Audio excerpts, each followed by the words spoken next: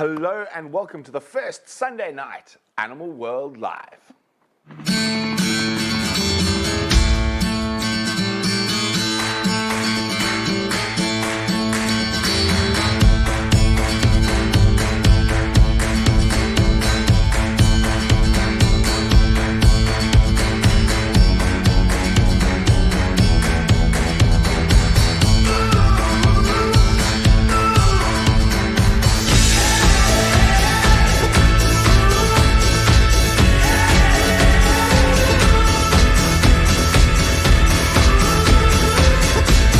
That's great.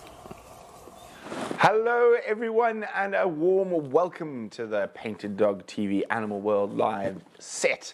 Probably the only live show hosted from inside the Greater Kruger National Park. Isn't that exciting? Now, unfortunately, we've had to do a bit of a change up on tonight's episode. We were going to be discussing elephant conservation and in particular Ellie and May. And we were going to have Amy from Ellie and May with us. She has unfortunately taken ill, and she's not sure whether it could be the dreaded COVID. So she's not going to be able to make it today, but we will be doing that again soon. So what we've decided to do is, obviously we've had a very busy week, or actually very busy 2 weeks. Elephant collarings, cheetah releases, live surgeries, and one very exciting thing that we're very happy is to have the one and only Kaya Tlo joining us permanently with the Painted Dog team. So we've got a little video of Kaya to share with you before he comes and joins me.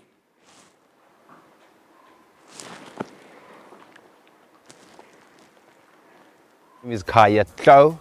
My favorite animal is spotted hyena because the way they hunt, the powerful jaws they have, the way their social structure is so complex. So that's why I love them. What's so special about being part of Painted Dog is that I do what I love each and every day. I don't have to work every morning because I'm doing what I love. Because I'm doing what I love each and every day, that simply means I don't have to work a day in my life. And the team spirit is special. The team spirit is always on top. I love it. Thank you, Painted Dog.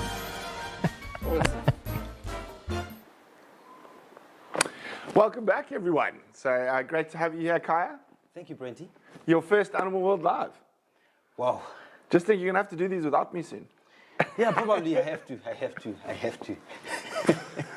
So guys, for those of you who don't know Kaya, you might have met him during our Safari Live days, but if you have any questions for Kaya, now is the perfect opportunity to quiz Kaya. But just so far, lots of hellos, or let's just say hello. We got Sassy Cassie, Piranha, Jason, Connie Babe, Maggie, Mars, Mary, Julie, Sinak, Eagles Prey, Barbara. Great to have you all here. Well, anyway, so first off, Barbara says, love your bird call, so let's have a bird call. I have to think about that. Crested barbet. Of course it's barbet.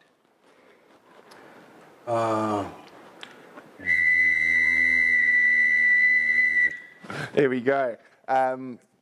So always great, and obviously we're very excited to have Kaya as part of the team here. I think we're going to have a lot of fun.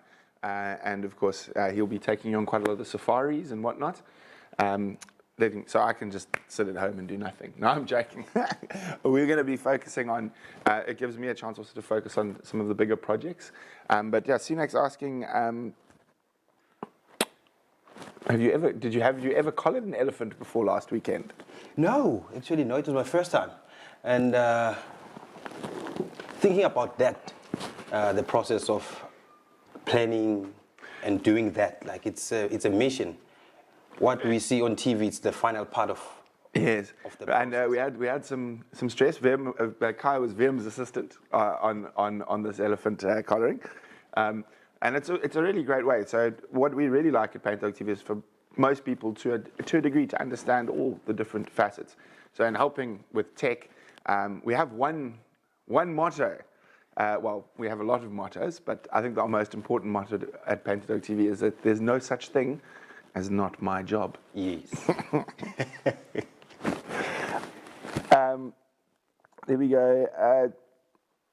Sassy Cassie would like to know, what's your favorite animal? My favorite animal, that's a tricky question because my first one is a bird, which is called African Harrier Hawk. Gymnogene, African Harrier Hawk, yes. And the other one is a spotted hyena. I've spent quite some time in the bush, and white rhinos, they are getting to be my favorite animal. Really? White rhinos? We found one on drive today. I saw that today. Yeah, we had a big sleepy bull. Mr. T, we collared the Ellie, we were supposed to actually collar 2 elephants last weekend. 3, sorry. But unfortunately, the one elephant that we were supposed to collar had thrown his collar less than 8 hours before. So they're busy looking for him so we can put a collar back on him. There's lots of hellos. Lots of hellos. But of course, we're talking about the elephant collaring, but we were going to be discussing that in depth with Amy. I'm hoping also we'll get some of the Elephants Alive people on as well so they can explain some of the research and what's happening with the collar data. They've got a lot of incredible projects, so we will be doing a full elephant collaring discussion and breakdown. But we did another world first. Actually, I think we must stop to talk about world first because pretty much almost everything we do seems to be a world first. So on Friday, it was Friday. Was it Friday? Yes, it was Friday. There we go. Why I knew this wonderful person as Oli. How come it's now Kaya? That's your one to answer. Yeah, that's a tricky one because at home, most people, they don't call me Oli. And my grandmother doesn't know that name. And actually it came with my IT book because I was forever called Kaya. So most people, they struggle to click because my name is very Oli. Oli. And my surname is Klo.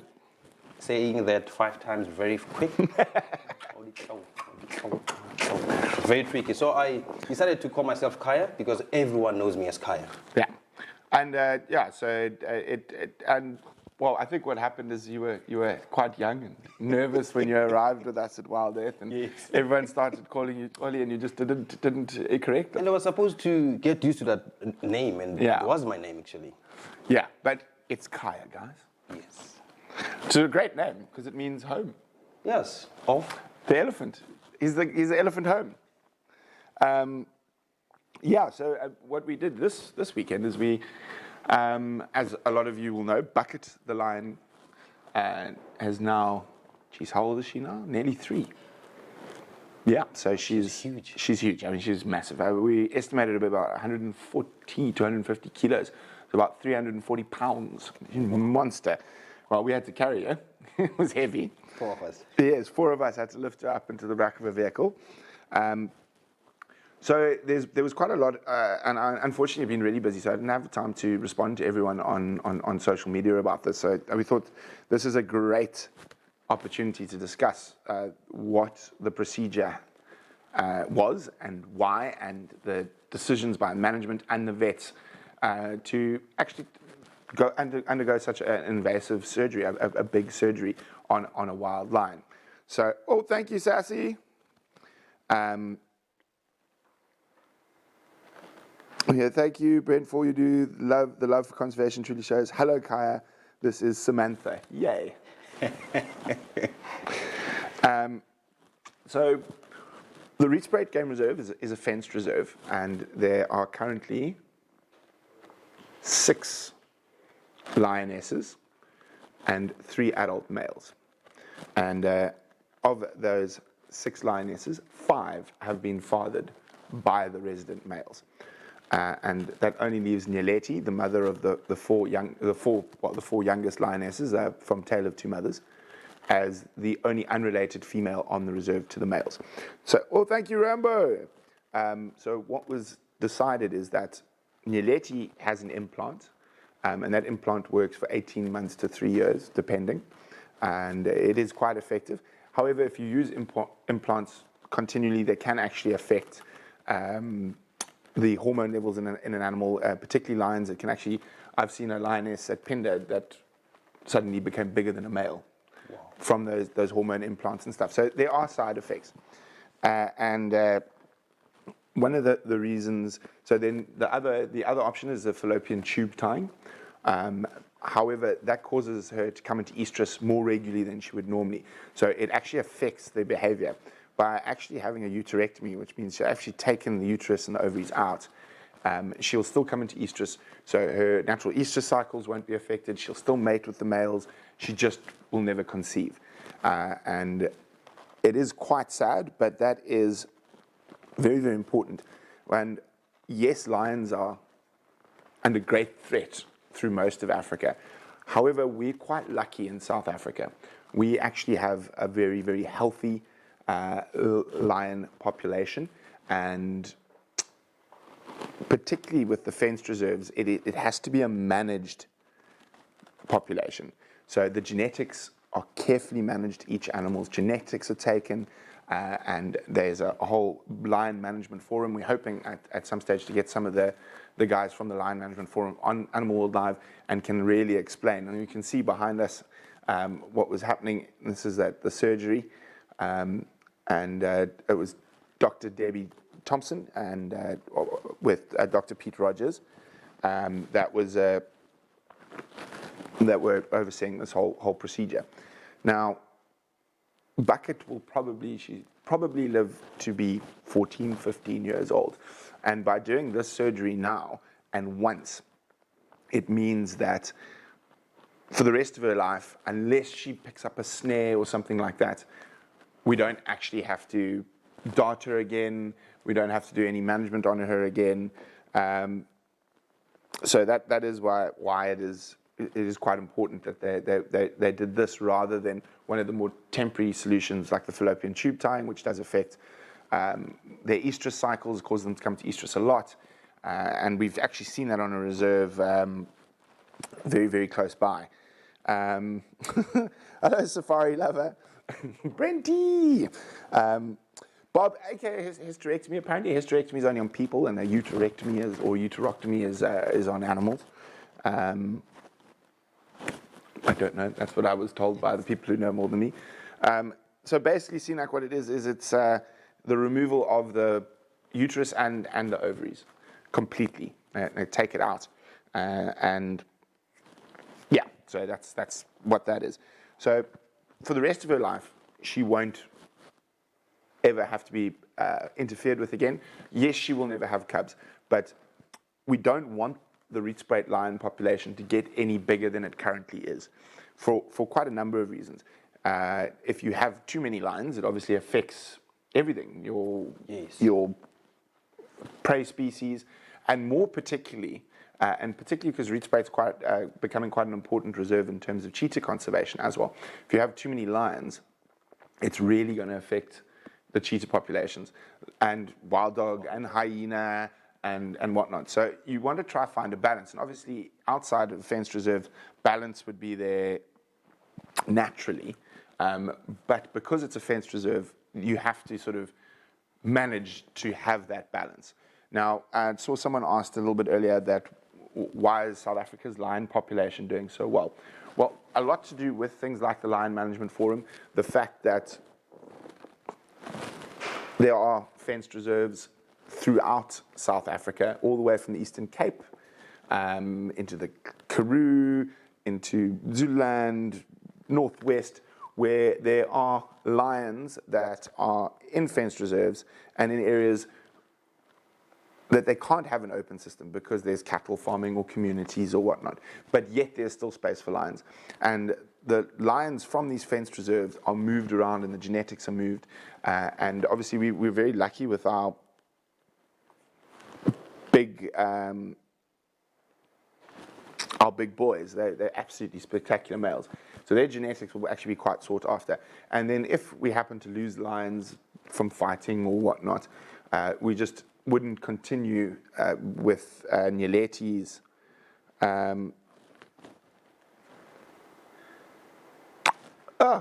Nyeletti's implant, and she would be able to mate as the only unrelated female to the males. Now, there is a surplus of lions. I mean, if you wanted to get lions, you can actually get lions for free from the Lion Management Forum and bring them in. So it is sad, but It is a bit of a thing. There we go. As Alarm was saying,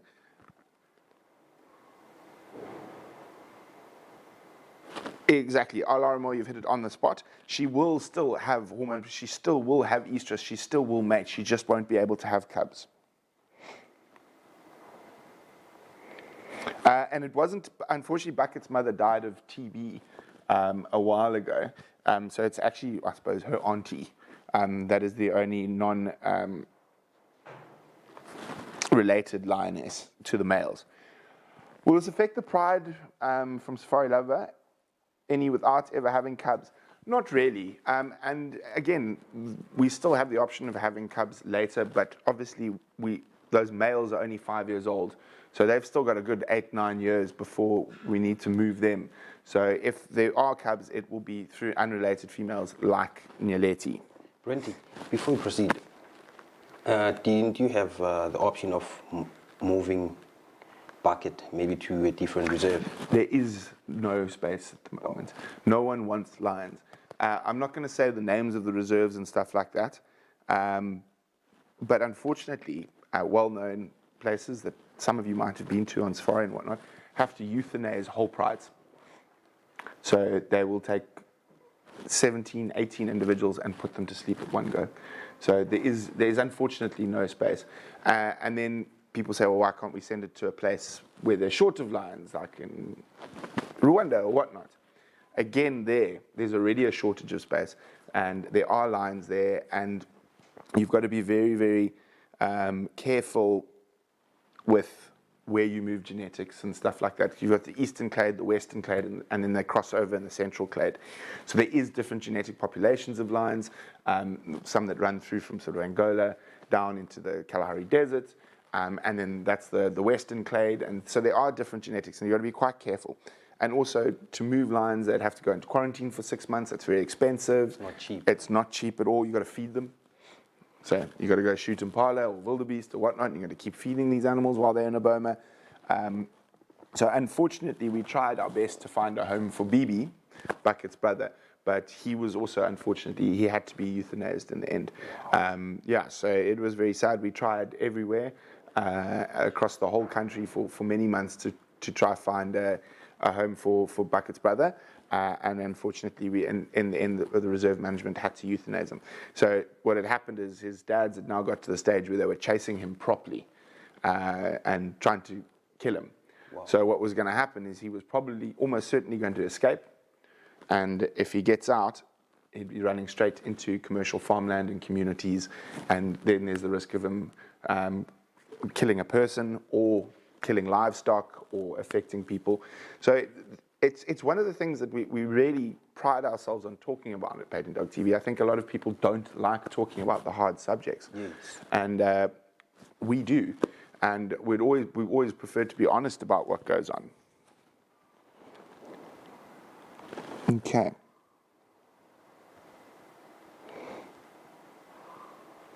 Solly, unfortunately, Africa is huge, but open spaces for animals are not available, not readily available, and they're shrinking. Yeah.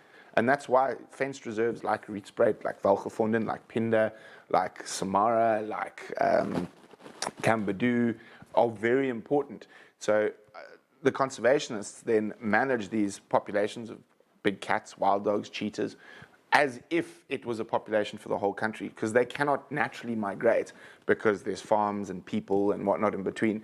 They will dart and then move the animals around to ensure genetics. And development and population is taking almost every space. It is. Yeah. And also we gotta remember that it's very easy to sit on the other side of the world and explain and say, oh, let's just let them go. Well, should we let grizzly bears go in Central Park? It's the same sort of thing. You don't want a grizzly bear in your back garden. Most people don't want a lion in theirs. And obviously risk to children, livestock, livelihoods. I mean, I just saw last week in Kumari, a place I know very well in Botswana. I mean, that elephant bull was absolutely flattening a guy in his garden in the middle of the village. But now, obviously, that elephant's been shot, and there's a lot of international people saying, "Oh no, you should just move the people." You can't just move people out of their homes.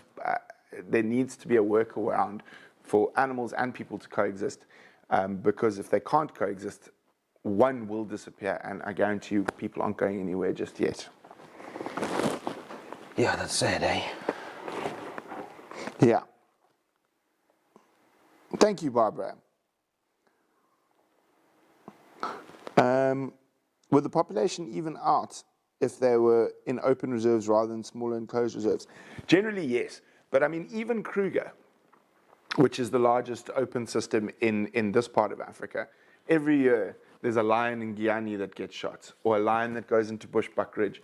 So even now, those big open systems, there is a saturating point where now, and it's generally the males, the young male lions, because obviously they get chased by the bigger males and whatnot, and they end up trying to find more space. So if they move, oh, there's more males, and move, then they get to a fence. And now they've got a hard boundary, and they generally will escape through the fence, and then they're suddenly now in the community. I mean, in Guyana, you've got a million people, and a young male lion who's stressed and hungry, if the opportunity arises, will eat a child. And that is one of the problems. And again, it's just space. There's very little space left.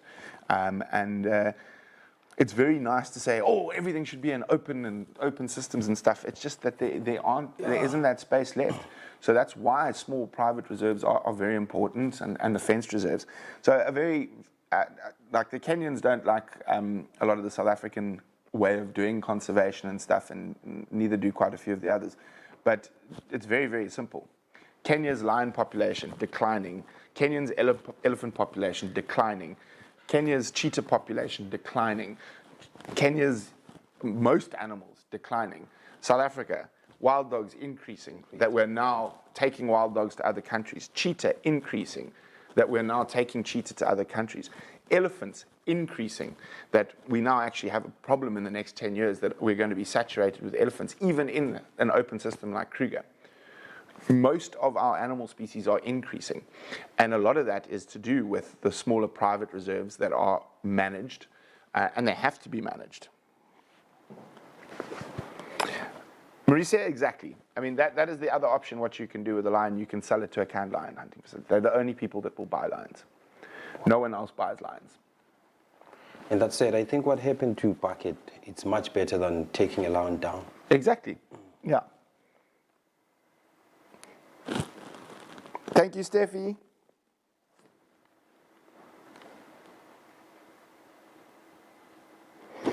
Now, Malawi is quite an interesting one, because Sinak's asking.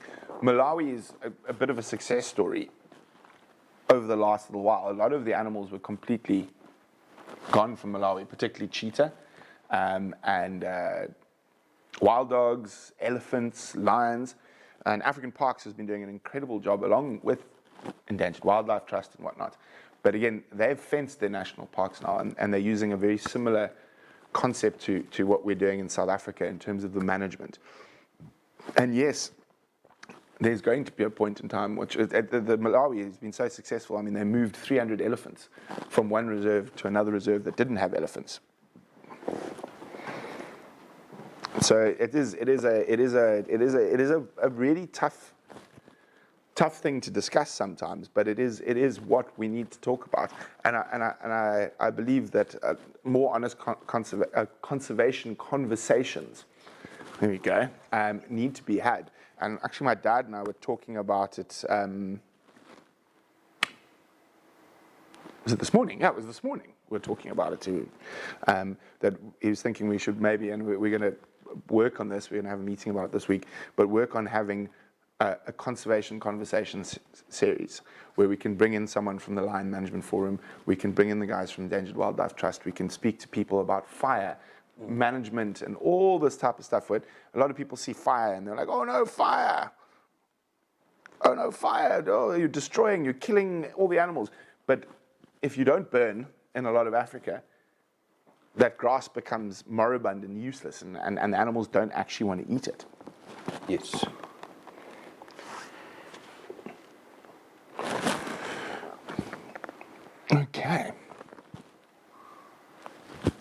Sorry, I'm just catching up here.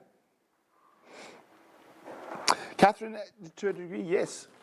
Humans will be considered before the, oh, hello hippos, before animals. But you've got to realize that these people are living, people have to live with dangerous animals. Elephants are a dangerous animal. I don't consider them dangerous. Hippos kill more people than any other mammal in Africa, looking at that.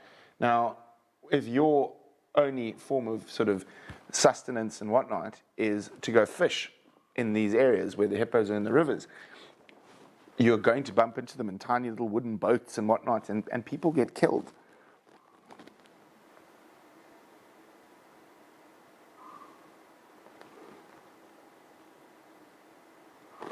Okay, let's have a look. I'm catching up here.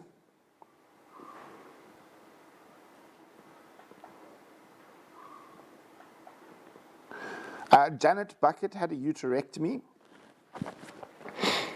Cohen, aren't these reserves then just fancy big zoos with all sterilized animals? That's not really conservation. Well, you're entitled to your opinion, but I would disagree. So in sterilizing the lions, the cheetah aren't sterilized. So if we had too many lions, the cheetah population would be completely smashed. Lions would 100% put a huge amount of pressure on the cheetah population. And those female cheetah on that reserve are very important for the global meta population of cheetah. And already 2 of her cubs have been reintroduced into Zambia. They unfortunately didn't do so well in the swamps and stuff like that. But the fact is that by managing the lions, and not all of them are sterilized, it will only be the five younger lionesses that are sterilized, the cheetah population can continue to grow. Those can be used to reintroduce to other parts of Africa, whereas cheetah, there's a lot less cheetah left in the world than lions. So it is different, but it is, unfortunately, in this day and age, you have to sort of think out of the blocks. You can't just keep doing what we've been doing for the past however many years, because it's not going to work. Yes, Brent, and Julie's saying, if we didn't do that, Bucket would end up mating with the brothers or fathers. And then the cubs would be genetically compromised, and they wouldn't actually be part of the lion meta population, so you wouldn't be able to, then if a lion and a different reserve needs new genetics, you wouldn't actually be able to move it there because the genetics have been tainted.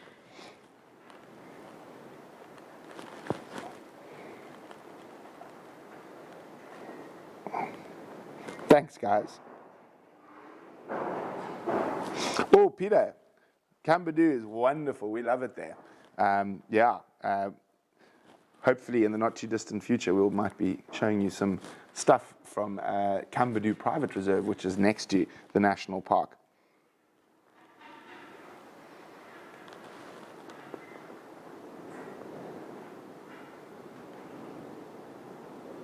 Okay. Yeah, so it has been a bit of a roller coaster week, but we can chat a little bit more about that. So we'll see what questions are coming through. And but again, what are we doing this week, Kaya? Can you remember? Learning roads. Learning roads, yes. Yeah, but roads here are quite simple compared to other reserves. We don't have a lot of roads. Well, we're going to be making some. Maybe we should go make some roads this week. Then I have to learn more roads. Yes, you got to learn more roads. And I got lost yesterday.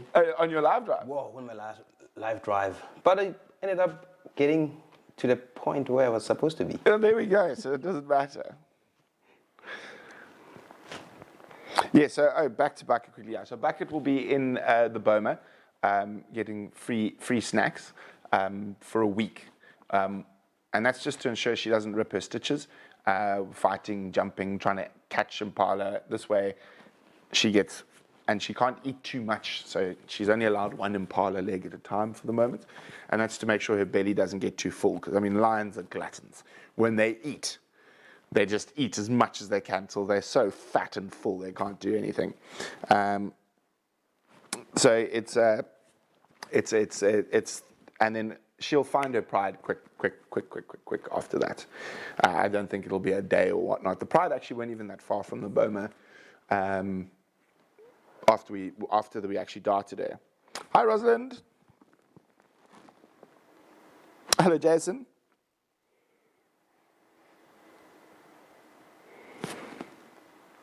Yeah, and I mean, as Janet's saying, I knew to my pets, and I mean, vasectomies and whatnot are quite common in humans to control, well, not to have more kids, etc. So I mean, yeah, so it is a thing, and we've got to realize that space is running out, the times are changing. Sometimes we have to do things that a lot of people would consider to be quite drastic, to safeguard. Yes, we only have one Boma on the reserve. So Sinak, Bomas are temporary holding facilities for when you move animals around. So for example, before the cheetahs went to Zambia, they needed to be quarantined to make sure they weren't carrying foot and mouth and other diseases. So obviously you keep them in a Boma. It's a smaller area. It's quite easy to control, feed them, dart them when you have to, etc. So, but anyway, does anyone know what Boma originally stands for? Okay? No? I have to check that out. So Boma, funnily enough, originally stands for, the original meaning of the word Boma is British Officers Mess Area. British Officers Mess Area. So during the colonial times, when the British Army would march off into Africa or India or wherever they were marching, and it came time to stop, the soldiers would have to build normally a circular, either thorn or wood fenced area where the officers' table would be put, and so the officers could have their dinner in a private sort of area. So that is where the word Boma comes from, British Officers' Mess Area. CNAC, we are still partnered with Endangered Wildlife Trust. We're still doing a lot of work with them, particularly with cheetahs and wild dogs. And of course, guys, if you haven't yet, I really recommend going and getting the incredible book, the latest in the Remembering Wildlife series, called Remembering Wild Dogs. And we were lucky enough to work with Margot on that.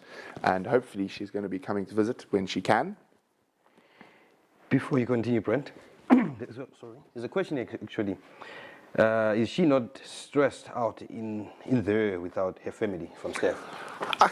She will be, obviously there will be a bit of stress, and there's always stress on the animals in any time you dart or capture them. But she's a lion and there's free food. And because it was my first time taking part in something like that, so I saw other lions were just I chased them away. They were looking on what was happening. Will that not affect?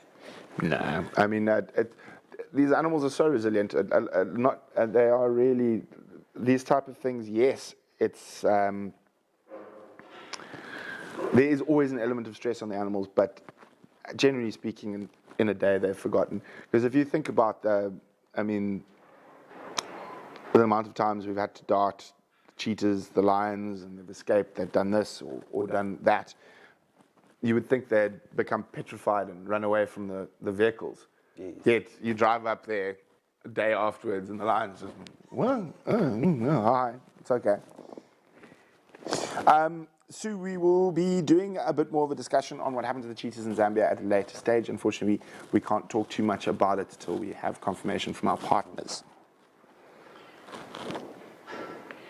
Janet Long, what is the author's name of the book? Oh, Margot Raggett. And it's called, she's done a remembering series. They've done remembering lions, remembering rhinos, remembering elephants, cheetahs, wild dogs. So they've raised over £1 million and that they've donated through to different conservation organizations specifically. And part of the Remembering Wild Dogs has gone directly to the Endangered Wildlife Trust and helped move wild dogs to Malawi for the first time in a very long time. Beautiful.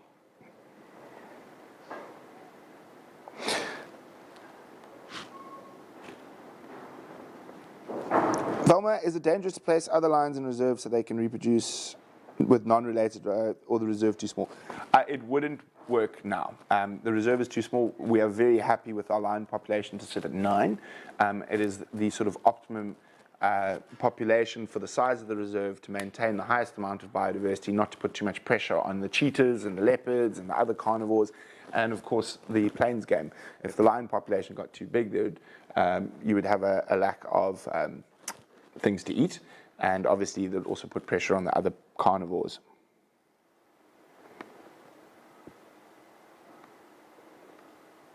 Okay. It's quite nice having this behind us. This is a VM decided. When did you decide this? Today, VM? Matt. Yeah. Well done, Matt. We needed to modernize the studio. What happened to my snow, man? That thing's, where did it go? 19th century. It was. I think that thing's from the 60s. That's from my grandfather. It's from my grandpa, that old telescope. He used to sit on his deck on the farm and watch the bushbuck in the river. Catherine, the reserve is 6,000 hectares, so about 12,000 acres. And you remember your average pride of lions, depending on their size, your average pride is looking between 5,000 and 8,000 hectares as a pride home range, depending on prey availability. Steph, where do the lions go when they get older? They die, unfortunately. They will die hunting or being killed by another lion. So when the male lions will get older, probably bring in some young males, but we can't actually let them fight it out. So you again sit with this problem now because we're on the edge of commercial farmland and a town, etc. If you brought in young male lions that would chase and kill the older male lions, those older male lions would run out and break through the fence to escape the threat, because that's what they would do in the wild, and then you would actually have a problem. Now you've got these old male lions roaming around in communities and commercial farms. So it doesn't work. You'd have to euthanize those guys when they started getting very old and bring in younger.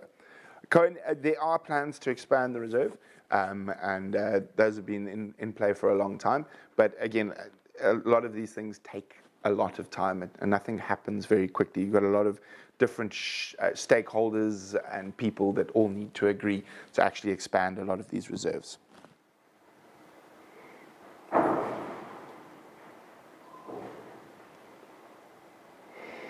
Thank you, PLB 54. The more time you spend in Africa, the more you begin to understand that you don't understand the issues in their entirety. I first went in with thoughts and opinions, now I just have questions.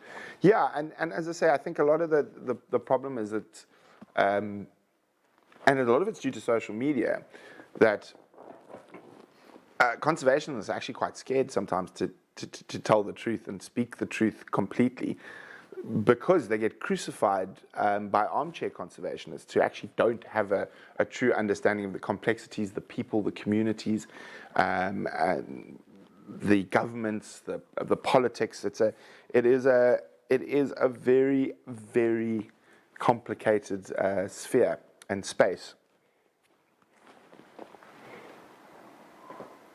And Brenty, actually when I was busy watching this video here, I saw a plane game. I was considering the fact of lions being moved or not being moved, and then looking at the population of the prey species and stuff. Yeah. You have to consider also plants, grasses in there. Like, Yeah. There's a lot of things to consider. That all has to be managed. So if there's not enough lions and cheetahs, there's going to be too many impala, too many zebra, and they're going to either overgraze, and if there's no elephants and buffalo and rhinos and bulk grazers, your seep lines get cluttered because the sickle bush and whatnot actually grows, and then it stops the natural flow of water down to the river. And yeah, so it's, as I said, it's a very complex thing, and it would be great if you could just leave it like you do in certain parts of Botswana and the Kruger, because it's big enough. You don't need to manage, but on these smaller ones, you do. And it's so interesting because Kruger National Park is such a big reserve, but They still manage. they still manage, and there's still like a population problem. Yeah, there's censuses and stuff, and a lot of people don't understand that. So Kruger, for example, what their mandate is. What is the mandate from government? What is Kruger's most important thing? And Kruger's government mandate is to maintain the highest possible species diversity. Big elephant populations bring down the species diversity because they go into the fever tree forest, they whack the fever tree forest, they go in and hit certain plant species, they push other animals away. So if there's too many elephants, they remove all the underbrush, your nyala, your bushbuck, their populations take a decline. And even certain rodents, and so all sorts of things play a very, very big role.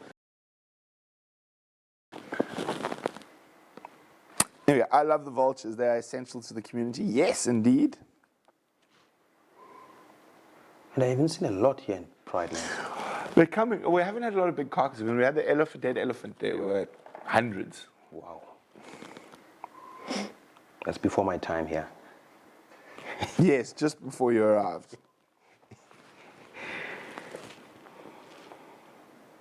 Okay. There we go. That's a very good point there. If the solution looks simple or obvious, it's often not the solution, or the problem is more complex. And I think slowly but surely, conservationists, lodges, governments and whatnot are truly working very hard to create a multi-faceted solution. There is no one fix everything. There has to be multiple different ways and things to help fix these things.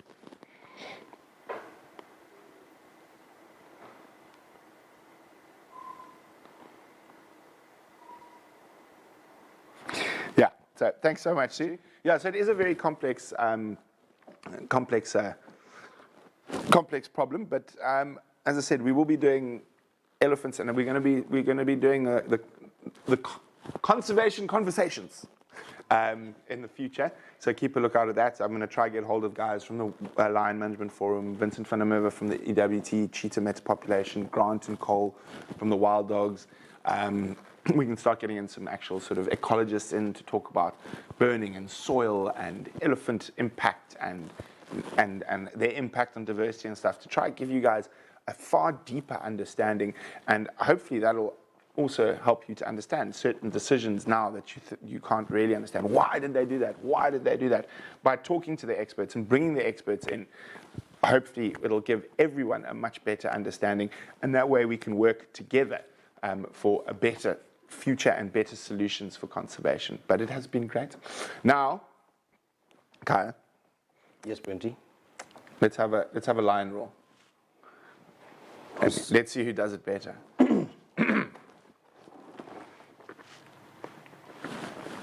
Ready? Yes, I'm ready.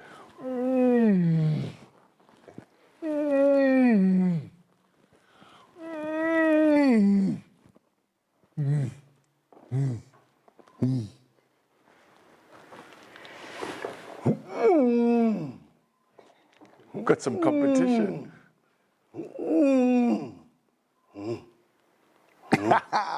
Oh, I got some competition. We got one last question coming in through here from Steph. What is your favorite animal? My favorite animal is painted dog. Very easy. Don't have to discuss. And you said white rhino. White rhino. Here we go. Cohen, thank you. We will always try to talk about the tough stuff, and that a lot of people don't do. But I think education is key, and you can't understand the problems if people are not going to start talking about them and having honest, open conversations about the difficult decisions. It's always great to see, oh, look, cubs, look how well they're doing, and then focus on all the good and the happy and the cute. But unfortunately, like we saw with Hukumari, there are some very difficult things that happen. We're going to have to get the whole pack roaring. Catherine says Brent still wins. Which nationality came up with painted dogs? Well, if you actually break down the scientific, it is a painted dog, a licon pictus. It's not actually a wolf. It's not a wolf. So some people call them painted wolves. They're not wolves. They're actually quite genetically far away from wolves. My Jack Russell is closer to a wolf genetically than a wild dog is.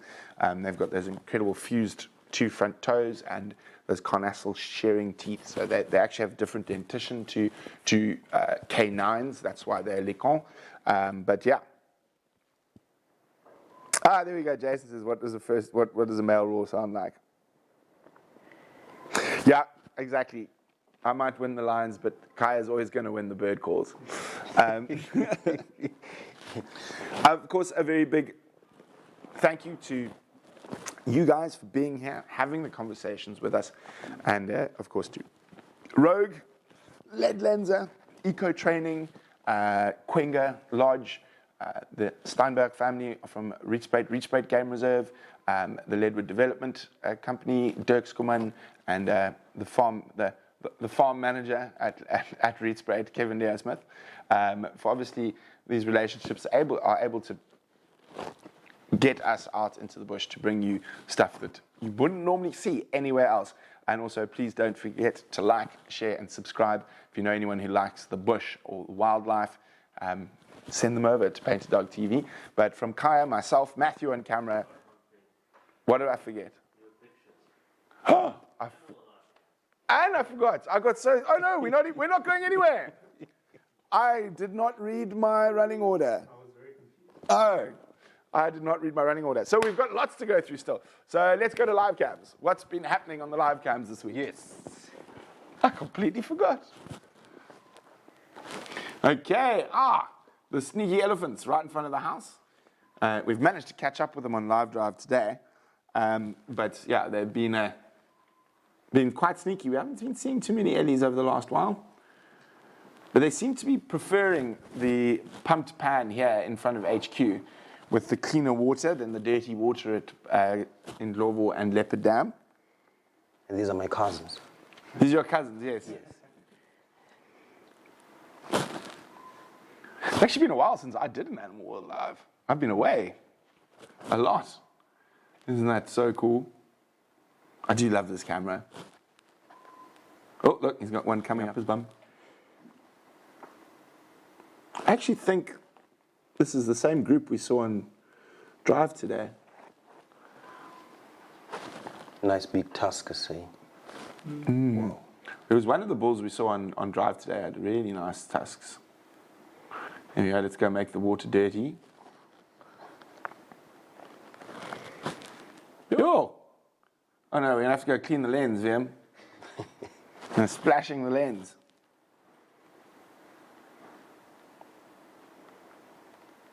Oh, don't spray mud on the lens. They're having the best time. This must have been on Thursday, hey? Yeah, when it was 36 degrees Celsius, because you wouldn't be doing that now. It's cold today. Okay, let's see what's next. And what have we got? So we're on Ellie Cam first up. Back at Ellie Cam, but what is it? Is it a spotted cat? Or Whoa. It is a spotty cat. Oh, lovely. Not interested in a drink, on a mission. When is this? This is a while ago. 1 o'clock in the morning. We were very, very much in bed.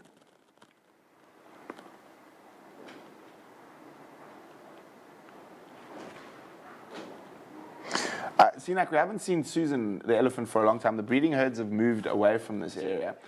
Now, it looks like adult female, so where we are, it could be one of two.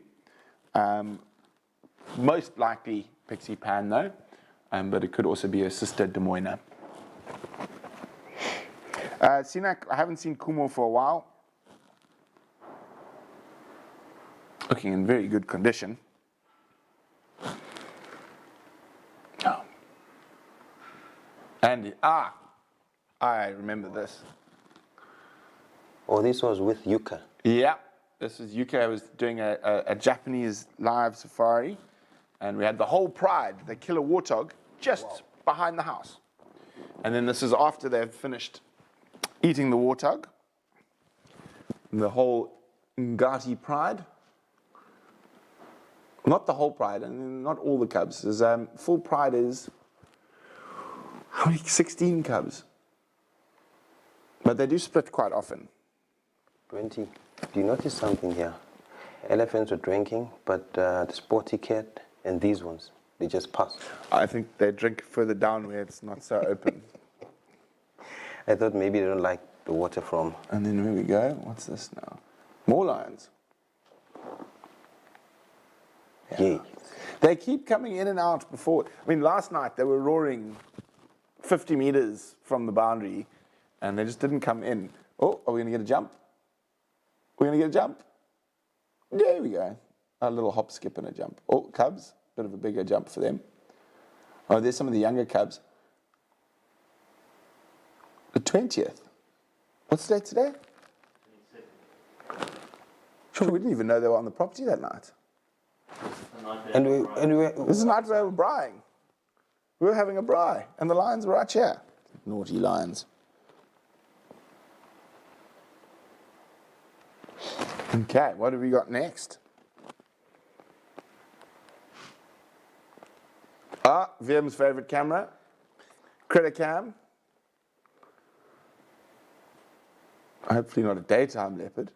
Oh, pearl-spotted owlet. Look at that. Beautiful. Isn't that stunning? Going to Virm's bird bath. So not only mongooses and genets and leopards, now we've got bathing pearl-spotted owls. You can see his fake eyes on the back of his head quite clearly there. Splashing. Everyone's making the camera. Elephant splash the camera. The owl splashes the camera. Isn't that cute? We're actually really lucky. We've got pearl-spotted, barred, scops that sort of live permanently in the garden. And I have seen, oh, back again. Hawk eagle, I mean not hawk eagles, spotted eagle owls in the garden as well. I'm watching up. What's there? It's frozen. Oh dear. Oh dear, Vim. It froze. But that's such a cool sighting. That's definitely not something you see every day, a little owlet having a bath. Okay. I'm sure Vim's got more critter cam for us. Now it's the birds, the black ones. Huh? Now it's the blackbirds from the sea. It is our very, this will be live properly very soon, but we're still working on some kinks. But for the first time ever on Animal World Live, we will be bringing you penguins all the way from Cape Town. Whoop, there we go. I love the way they walk. So that is the path in the garden of my friend's house in Simonstown. And that's where they go off to go to the beach every day, down the garden path. And they were on a nest, and we think a grey mongoose stole their egg. I got the culprit on camera. So we've got the culprit on camera. So unfortunately, there we go. There is the culprit, small grey mongoose. Disappeared their egg.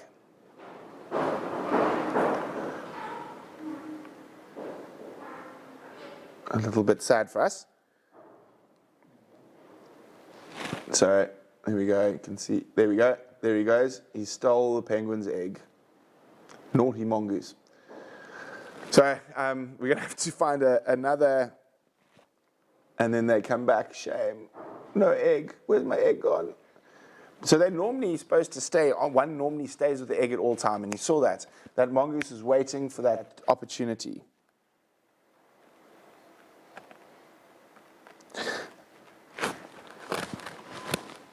And another egg thief in the garden, but that one was not stealing an egg. So obviously, even in Cape Town itself, the penguins have threats to their eggs, genets and mongoose. Jennifer, we're going to have to learn penguin prints. We are indeed. So we will be moving this camera to a spot where there is, there's quite a few individuals on eggs in the garden. This one was just quite a nice spot. But yeah, we will find another spot for this camera. Okay, Vimpy, what we got up next? Viewer pictures. So I've actually been saying, guys, you've been putting some fantastic shots in the app. So there we go. Brandy, undisclosed location. Everyone should know what that is by now. It is, of course, a golden orb spider. I think in the States, I think they're called golden orb weavers or gold orb weaver spiders. But yeah, incredibly pretty big female. Lovely photograph, Brandy. Mars 54. There we go. A cactus longhorn beetle in Tucson, Arizona. Lovely.